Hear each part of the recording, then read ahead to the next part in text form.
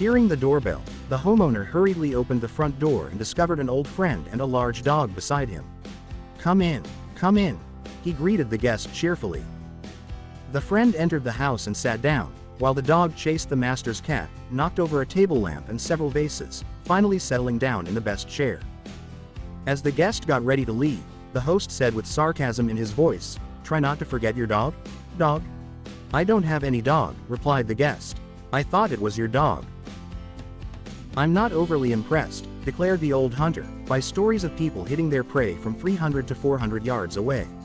One day, I was walking along a forest trail when my eagle eyes spotted a marvelous deer.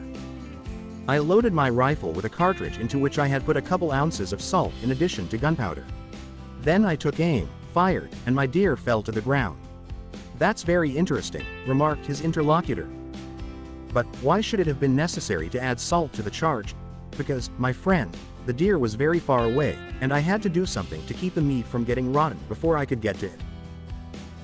A businessman traveling north asked the clerk at the hotel what the weather was expected to be like tomorrow. The clerk shook his head. As luck would have it, an Indian who also worked here entered the hotel at that moment. Hearing the conversation, he immediately replied, "It will rain heavily," and so it turned out to be. The next day the businessman decided to test the Indian's extraordinary abilities once again. This time, he predicted clear and cool weather. And again the forecast was completely justified. When on the third day the Indian was asked to predict the weather, he smiled and said, "Didn't you listen to the radio today?"